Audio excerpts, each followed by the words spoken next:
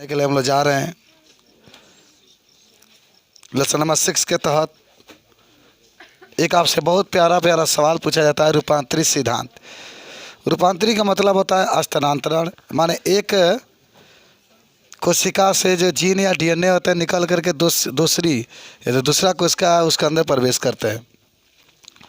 तो आपसे कोई पूछेगा तो कहेंगे कि जब एक कोशिका से डीएनए या जीन निकलकर दूसरे कोशिका के अंदर चला जाता है तो इसे रूपांतरण कहते हैं। याद हुआ? मान लो कि आपके पास कोई एक कोशिका है और आप देखते हैं कि ये दूसरा कोशिका इसके डीएनए निकल करके इस कोशिका के अंदर चला जाता है तो इसी को हम लोग कहते हैं रूपांतरण। माने एक कोशिका से जो जीन या डीएनए होता है निकल करके दूसरे कोशिका के अंदर जब प्रवेश कर जाते हैं तो इसी को हम लोग क्या कहते हैं?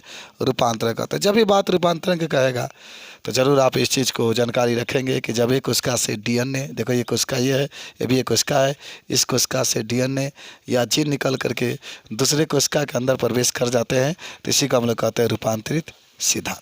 जब भी बात रूपांतरित सिद्धांत के कहेगा तो सिंपल सब लोग एकदम मुँह जुबानी याद कर लो बाबू, सबको याद होना चाहिए।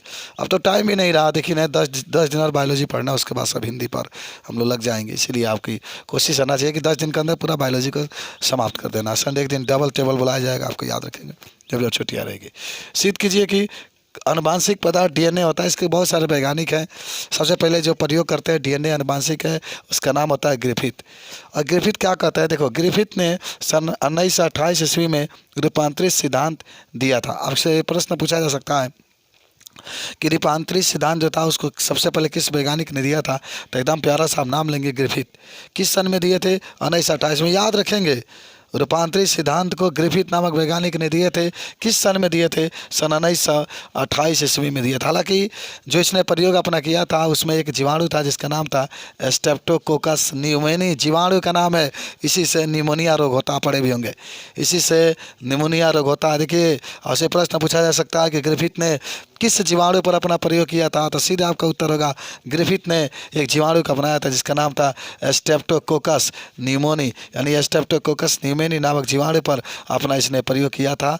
और प्रयोग करने के बाद इस जीवाणु को उसने 2 भागों में बांटा था, एक यश प्रभेद और एक आर प्रभेद। हालांकि यश का पूरा नाम आप देख रहे हैं स्मूथ स्ट्रेन होता है, आर प्रभेद को हम लोग रफ स्ट्रेन कहते हैं। और यश प्रभेद कैसा होता है? तो ये मुलायम होता है, सब लोग याद रखेंगे। आर प्रभेद कैसा होता है? ये खुरदरा होता है। ये मुलायम होता है और ये क्या होता है? खुरदरा होता है। इतना बात सब लोग नोट कर लिए हैं, तो इसका आगे हम लोग आप चल रहे हैं अध्ययन करने के लिए। ठीक है।